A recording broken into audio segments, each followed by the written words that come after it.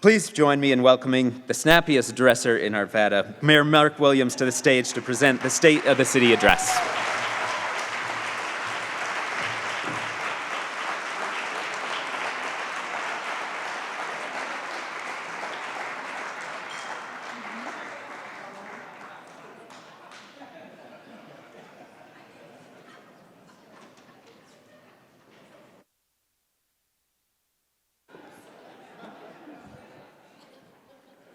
Let me explain. So I had the great opportunity, along with some of my fellow council members, to go to Peck Elementary last week for their annual Arbor Day celebration. And some of the kids there were whispering to each other, "Is that the mayor? Is that the mayor?" And then one of them said, "No, that can't be the mayor. He doesn't have a bodyguard." These are my bodyguards.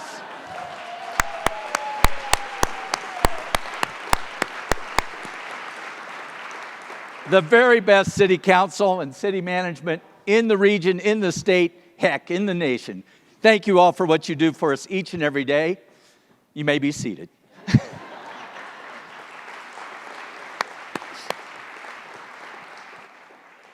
Thank you all for being here today. Is this incredible to be able to be here without masks, to be together?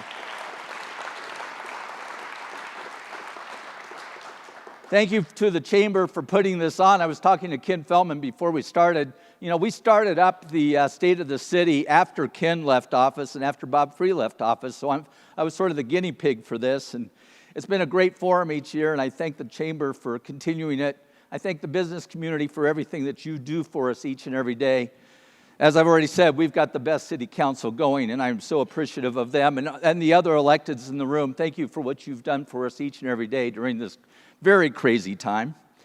Thank you to the city team. And most of all, thank you to my wife, Luann, who has been an incredible first lady to the city, but also is the executive director of Rocky Mountain Children's Health Foundation, where she and her team do so much.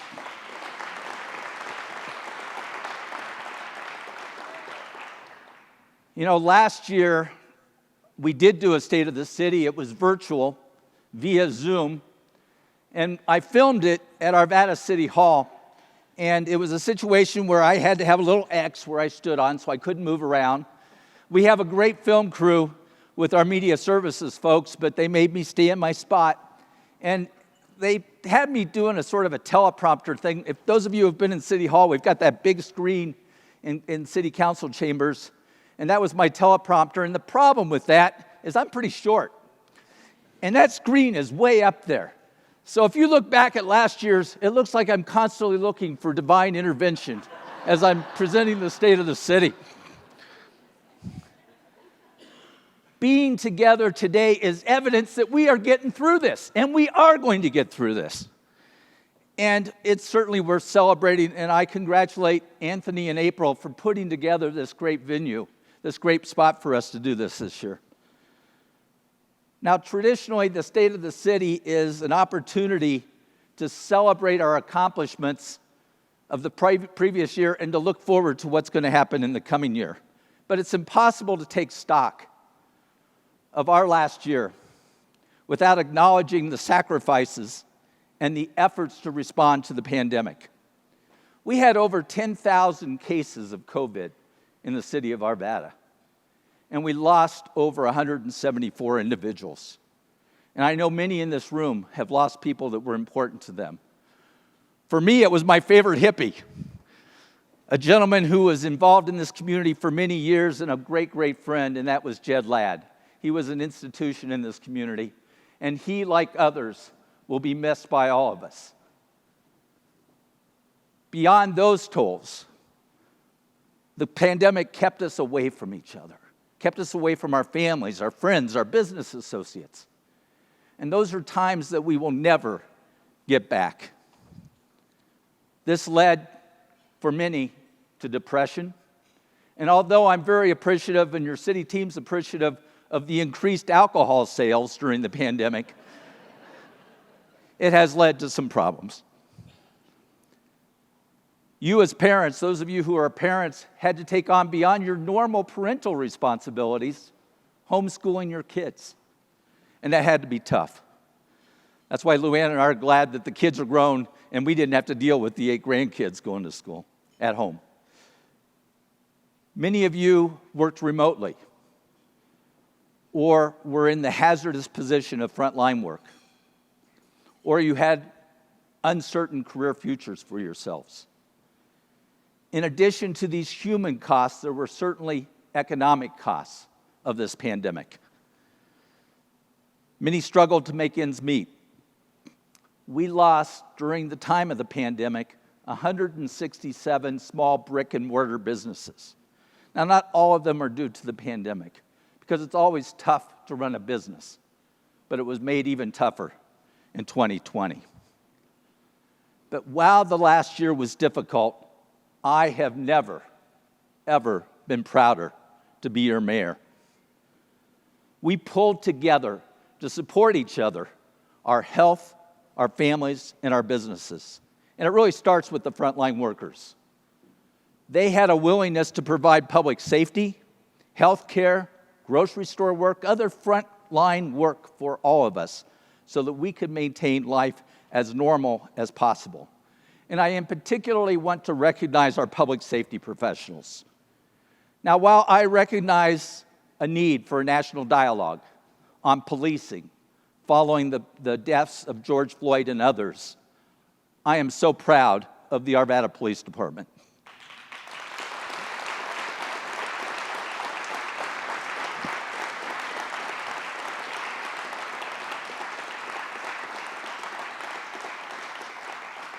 What makes our department stand out is our recruiting, our training, and their community engagement. They are an extremely incredible organization. Last Friday, City Council and I were fortunate enough to be at the Fallen Officers event at City Hall. Let me tell you something and be quite clear. Chief Strait, this mayor, and this city council will do nothing to defund the police.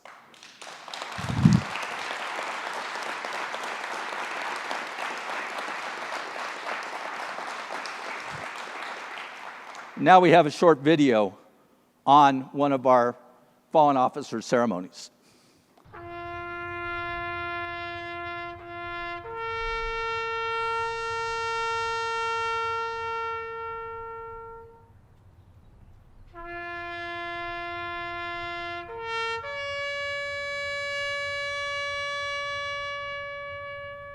We have all heard the term never forgotten. Let me assure all of you that it means something to us, the Arvada Police Department. We will never forget Officer Robert Begtal and Officer Michael Northey. These 2 officers represent what we mean as police officers when we talk about the ultimate sacrifice. I am grateful and amazed that we continue to find brave young men and women who are willing to do this work that commits them to a life of service. Arvada officers put respect for their community and one another before themselves. They are dedicated to their chosen profession and to service. They take responsibility for the safety of others, all while conducting themselves ethically.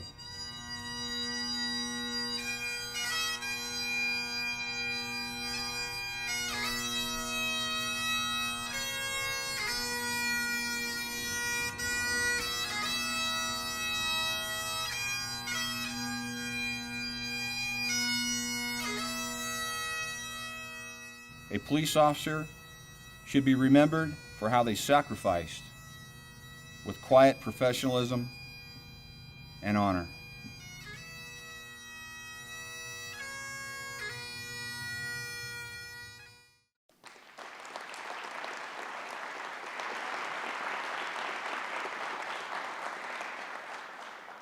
In addition to our police department, I want to take a moment and thank the Arvada Fire Protection District, because they had frontline first responders who responded to everything that needed to be responded to during the pandemic. They've got a great board, great team there at the fire department. And not only were they protecting us during the pandemic, but they also are helping us get out of the pandemic. They stood up a vaccination center at their Indiana training center so that our first responders could be the first ones to get the vaccinations so that they could be safe while they were doing their important jobs. Now, throughout my time in elected office, and certainly as mayor, a constant theme that I'm pounding out there is the importance of partnerships.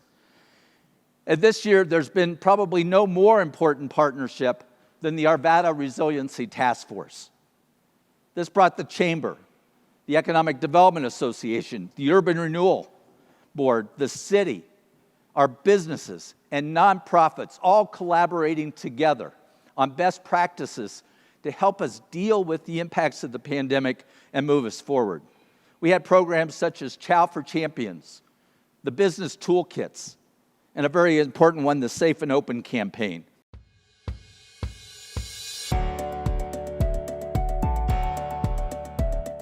Hi everyone, my name is Samantha Schultz and I'm the owner of Plan Your Perfect Vacation. My travel agency is in Arvada and I just took the Safe and Open pledge.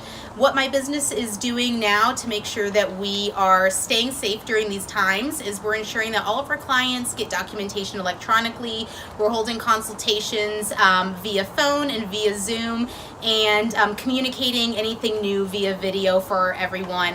That way they can stay safe and feel comfortable interacting with our business. My name is Marie Rotter. I'm the owner of Code Ninjas Arvada. We teach kids ages 7 to 14 how to code software by building video games. So obviously I'm wearing a mask. We ask everyone that comes in, they have to wash their hands first. We have a sign up at the front counter, and we're just keeping everything very sanitary. My name is Anna, and I am the daughter and the kitchen manager of Three Sons Italian Restaurant in Arvada. Our safety protocols that we've put in place have followed the requirements by the CDC. We want to thank everyone for their support throughout this time.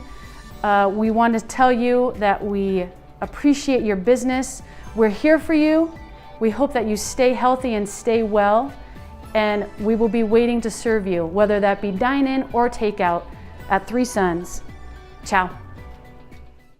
So much was done during the last year to keep our businesses viable. And one of the things we did, council and other partners came together to partner to promote our local small business and the power of small business. Now, a lot of cities around us really suffered economically during the pandemic. And because of our very, I think, prudent and conservative fiscal policies that we have here at the city, we actually fared much better than many other cities have done. In fact, our sales tax revenues for 2020 exceeded what we had budgeted even before we knew that there was going to be a pandemic. So we've come through it remarkably well, and I thank our city team for all their work to make sure that happened. During the last year, we actually had 2,339 new business licenses issued. Who'd have thunk? An increase of 3.5% over 2019. We retained, through the efforts of everyone, over 3,267 jobs in Arvada. When the pandemic first hit and the federal government started talking about a paycheck protection program, we thought that was a great idea. But we knew the federal government doesn't move quickly. And your city council went to our city team and said, we've got to do something now. And our city team came up with a way to do that. The Economic Development Association, the Urban Renewal Board, and the city came together to put together a pool of money of $2 million that we pushed out to small businesses as loans. Now, the PP funds finally got there, and the federal government also instituted a CARES funds program, which had money flowing from the federal government to counties, and then the counties then down to the cities. So Arvada received about $9 million. Well, what did we do with that $9 million? First of all, we immediately converted all those loans, that $2 million in loans, into permanent grants. They didn't have to be paid back. And then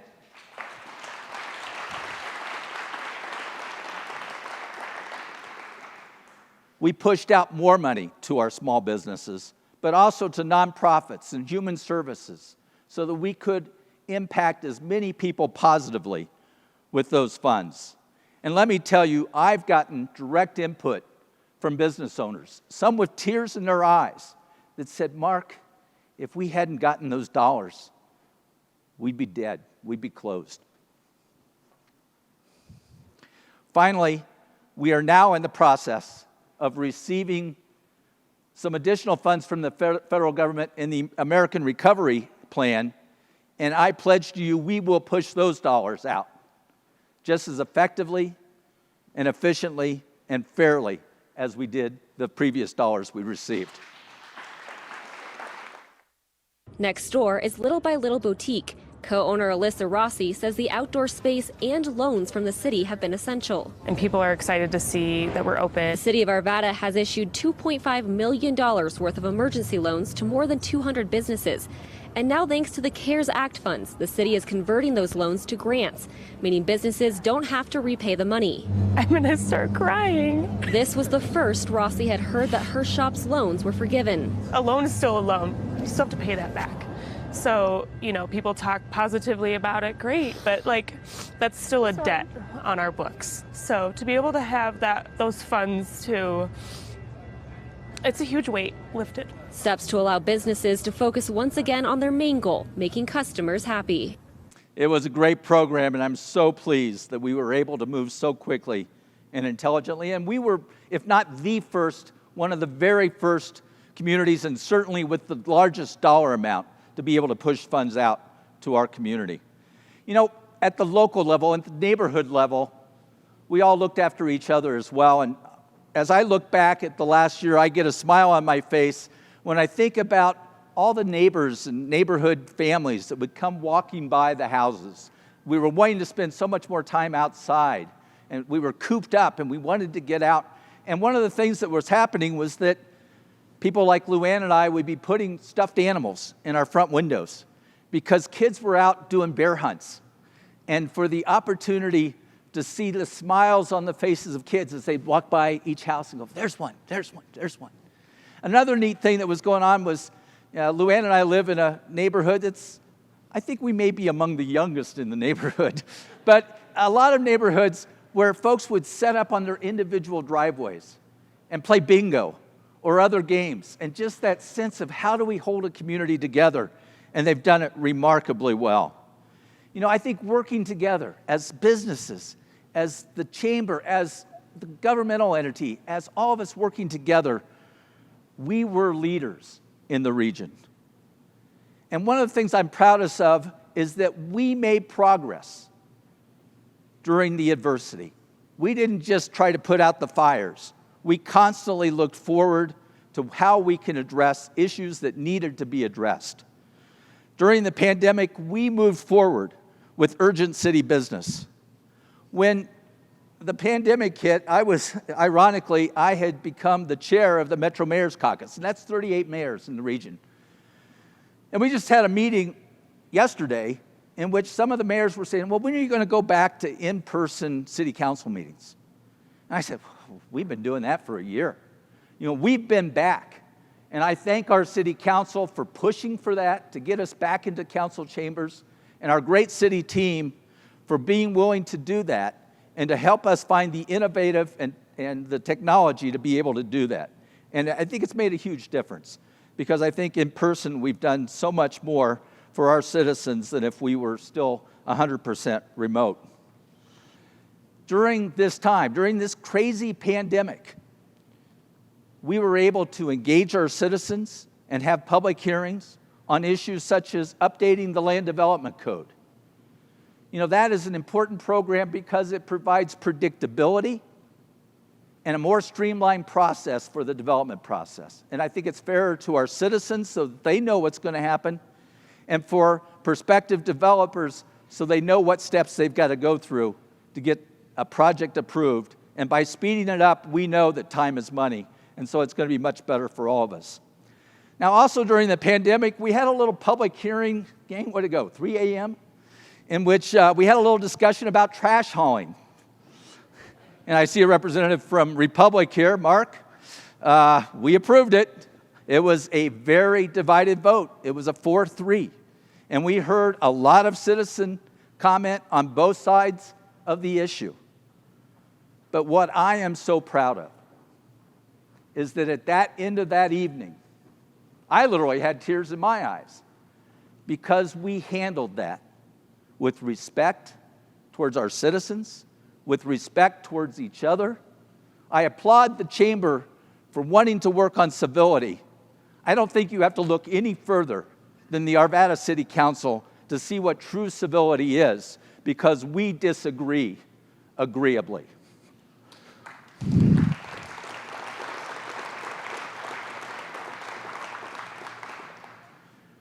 During the pandemic, we also recruited and hired our next municipal court judge, presiding judge. And I am so proud that we hired Judge Catherine Kurtz as our presiding municipal court job, and we were really impressed by her commitment to Arvada and her innovative approach to handling the judiciary.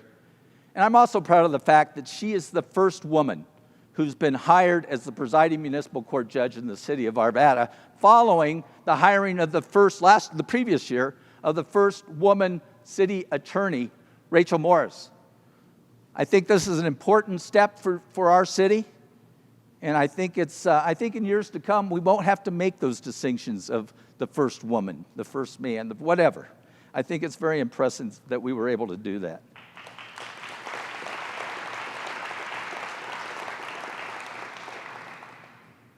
The entire court team is just one example of how our city folks worked so hard to address the issues.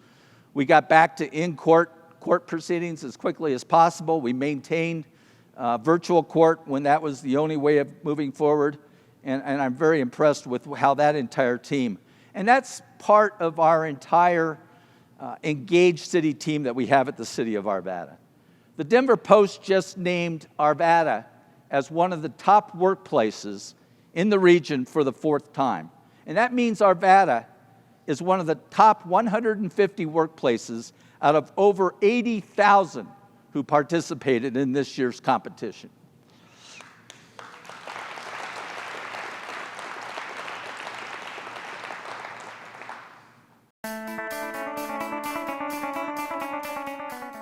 Top Workplace Award is a program that's sponsored by the Denver Post. It provides outstanding information about how our employees, how engaged they are, what they feel about major issues that we're dealing with, and it also gives us some measure of how successful we are in being able to maintain good, positive relationships with our employees and keep them, wanting to continue to work here.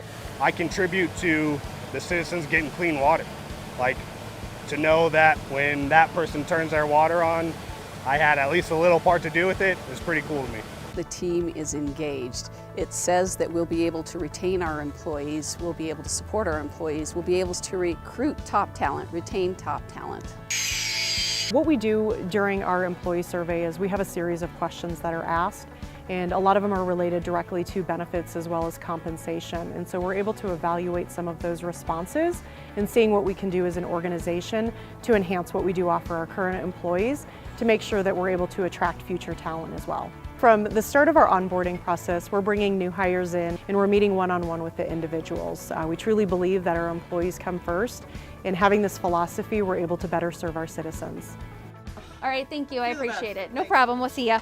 The city is very customer focused, so for the residents of Arvada, we have engaged employees, which means more productive employees, which means employees that are committed and connected, that will provide even greater customer service. We are extremely excited that we're recognized as a top workplace. This was achieved during the pandemic, and we were able to work very hard thanks to the efforts of everyone, our supervisors, our managers, and the employees themselves, at maintaining that connection and being able to keep them engaged in what's going on at their workplace. I am Arvada. And I am Arvada. And I am Arvada. And I am Arvada.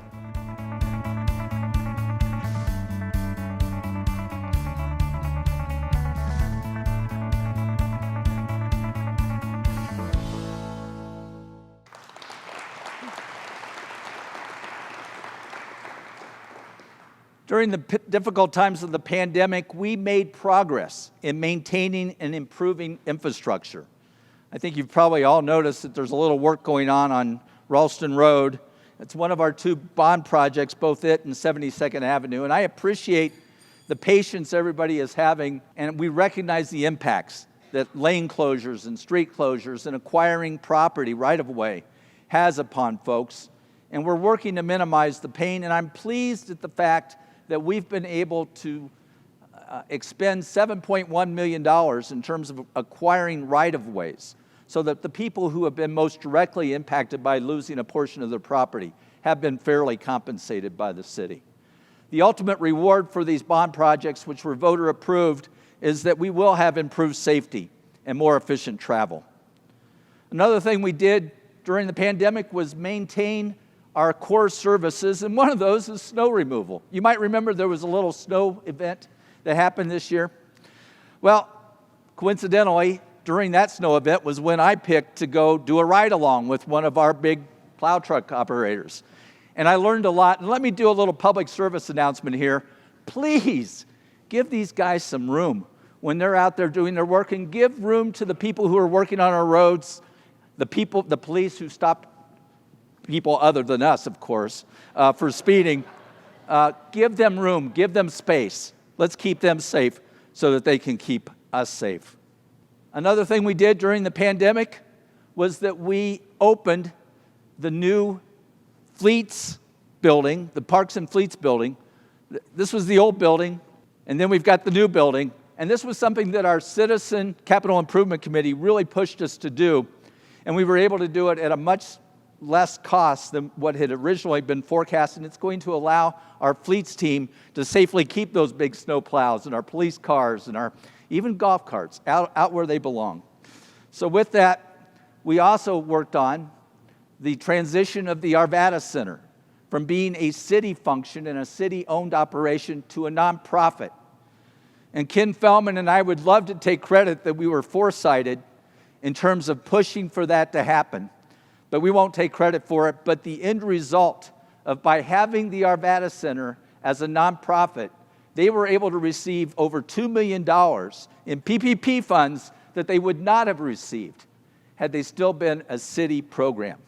The Arvada Center is starting to come back with live performances. Luann and I were at opening night for the first show in the center, and we'll be there a week from tonight for the first outdoor event. Now, the equity group is still requiring masks at the Arvada Center for now, but I know the folks there are pushing back and will try to get us out of masks as patrons of the Arvada Center as soon as possible. We also kept, during this pandemic, and it was so important because people were outside so much, we kept our parks and open spaces and trails, kept them all open, kept them so that people could be out there using them and enjoy what makes Arvada so very special. In fact, the golf courses had record use during the pandemic. I'm urging people to get out. So it's certainly, an opportunity to be able to take advantage of the great outdoors.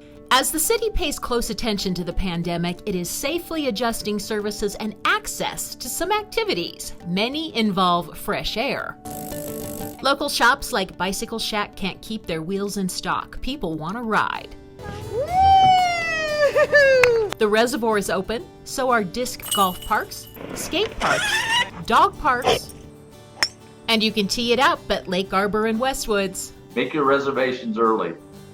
May of 2020 was an overall the best month that Westwoods Golf Club has ever had in its existence, and that record was then broken in June.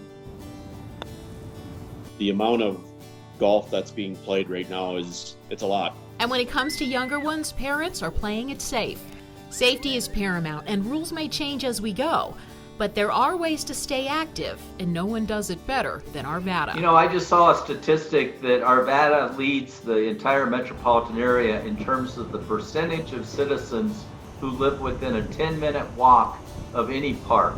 And in Arvada, that's over 98% of our citizens. For the latest on the city's response to COVID, head to arvada.org/COVID-19. So in addition to the great work done by the city and AIDA during the pandemic, I certainly want to recognize that the Arvada Urban Renewal Association did not take the year off. They continued to work very hard and frankly had probably one of their best years ever in terms of projects that are going to come on board here in the foreseeable future. One of those projects was just approved by the Arvada City Council, and that's Ralston Commons. And that's the area the old area where Chuck E. Cheese and the Safeway and the Kmart were. This is being transformed with a $280 million private investment into this area. Let me talk about one section of this that I am especially excited about. You all remember where that gas station was right there at Ralston Road in Garrison. Well, that gas station agreed to be bought out in a friendly sale, and we are going to convert that site into a very special people place. We're going to have a restaurant on that corner. We're going to have a nice lawn where we could have some fire pits, that kind of stuff. It's going to be a meeting place. We're hoping to attract a nice little ice cream shop, food trucks. It's going to be a gathering place, and I think that's what's so important to people. It's something we've learned during the pandemic, is to have those outdoor opportunities to be able to get together. In addition to that, the entire development's going to have 185,000 square feet of commercial space and 551 rentals, 119 affordable housing units dedicated for affordability, and 74 for-sale townhomes, because we want to have that nice mixture of housing opportunities in our city, and certainly that's been a priority of City Council, and the Urban Renewal Authority has certainly listened to our request to do that and are certainly implementing it. Beyond that project, the Arvada Urban Renewal Authority is investing $6 million for our parks and beautification of areas such as the entire corridor of Ralston Road with the streetscape there. And then they've got this interesting project called a paseo. Now, you know, these the landscape architects come up with these concepts. I had never heard of a paseo before this was first produced to us. But it's an exciting thing that's going to be happening. This is going to replace that kind of narrow, a little dark bike path that goes from 57th Avenue to Ralston Road to the south of Garrison. And this is going to be an interactive linear park that will give us the opportunity to do some neat things in conjunction with the community garden. It's an exciting addition, and I think it's something special that Urban Renewal is going to be presenting to us. And additionally, the Urban Renewal Authority has committed the funds for the siting and location of the .04 trolley. The 04 trolley is part of Arvada's history, and it's going to be located just to the east of Wadsworth Bypass at Grandview, along where the 04 trolley used to operate. And I appreciate the Urban Renewal Authority chiming in on this, contributing, and making sure that we maintain our history. So you can see we've done a lot in the last year, but this is no time to rest on our laurels. I can tell you that your city council and your city team are laser focused on the future. We continue to be focused on COVID. We're not done. We recognize that it hasn't just gone away. The vaccinations have helped. Keep getting your vaccinations. And let me say something about masks. None of us liked wearing masks. None of us want to wear masks. But there are businesses and there are individuals that will continue to wear masks, and that's their personal choice, and we should respect that. So if you've got a business that still has a mask required, please, still shop there, but please wear your mask. Let's show that civility that Arvada has.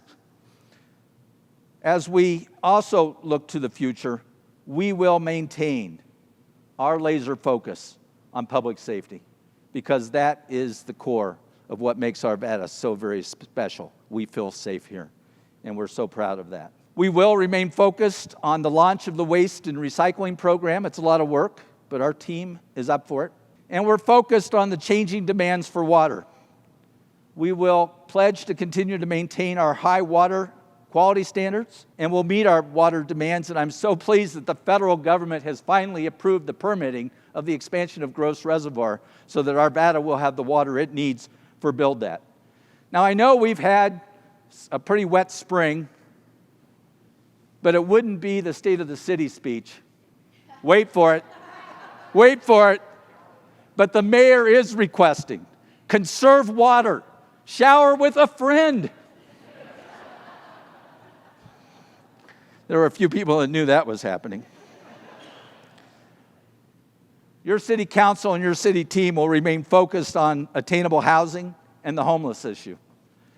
You know, we've made great progress, and we will continue to make great progress behind the scenes, but you're going to see it out in the open more and more of what we're doing to address the homelessness issue.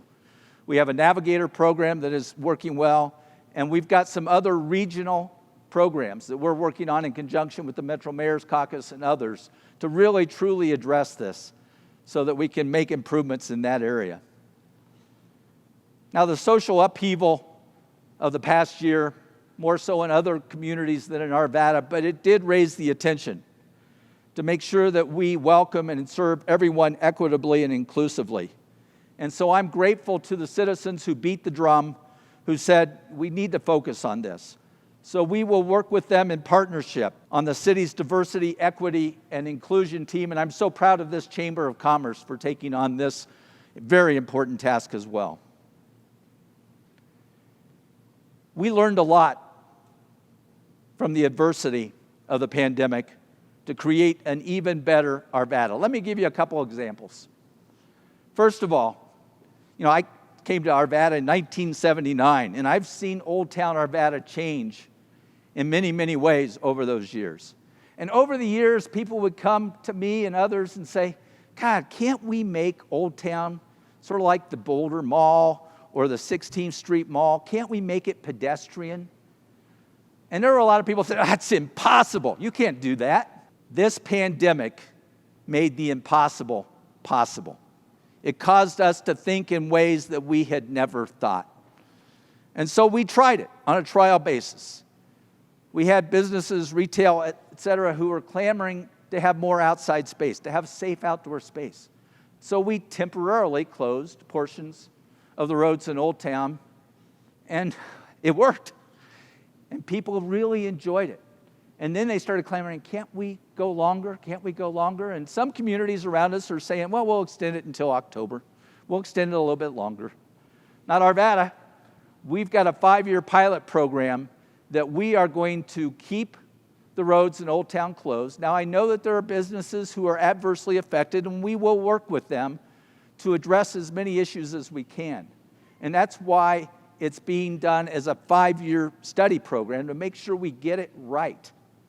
But even during that 5 years, we're going to take steps such as trading out those really ugly barricade signs for planters and doing up some great little areas for our businesses to be able to do their business outside so that we can truly enjoy. And I think we're going to do some lights that David Jones' wife wants us to have across, or like in Larimer Square. She's been pushing for that, and she is not going to let up on David until that gets done. So it will get done, David, I promise. Yes, yeah. We're going to put lights across all wads. So another area, and the second example that I want to give you of how this adversity is helping us create an even better Arvada is in the area of accessibility. Thank you, Mr. Pfeiffer, for being a champion for this in so many ways. First of all, we've learned, I had never heard of Zoom before this all came down the pipe. I'm kind of old-fashioned, didn't use it. I know people like Dot Miller have been using it for a long time, but I'd never even heard of it, learned to use it. It's got its advantages, it's got its shortfalls, but it is part of the tools in the toolbox that the city is using to be more accessible to its citizens. And we've learned to do things through our permitting, inspection programs, things like that we didn't think we could do before. And we've got more and more of our employees who are working remotely and working remotely effectively. And all those things help us become a more accessible city from a technology standpoint and from an efficiency standpoint. But as I said earlier, we've also rediscovered the great outdoors, and more people want to be outdoors, and they want to be able to get that first and last mile in from the transit stations, from our parks, get to our parks, but they've got to be able to get there safely. And so we have a very detailed ADA accessibility program. The price tag is huge. But this city council and this city team will figure out ways to do as much of it as possible because we know that accessibility is a huge, huge issue. During the pandemic, someone took some chalk and went out to one of our trails and wrote in chalk, "We can do this, Arvada. We can do this, Arvada." And that became a theme for us at the city. And while it's been difficult, we are doing it each and every day, each and every one of you, and each and every one of us, working together to make sure that we can do it, Arvada. And I think because of the resiliency of this community, Arvada's future has never been brighter. So today I'm going to issue a new challenge. We've got it good in Arvada, but Arvadans have never taken our community or our quality of life that we have achieved for granted. We work for it each and every day. And while we will continue to work for it, and while we remain safe, my challenge is let's celebrate. Let's take some time to enjoy what we've preserved and what we continue to build. None of us know what the new normal is. I hope it's as much like the old normal as possible, but with improvements. But what I do know is that Arvada remains a very special place that we all love to call home. So thank you. Thank you for your role as citizens, business leaders, parents, spouses, employees, but most of all, as champions for Arvada. Thank you.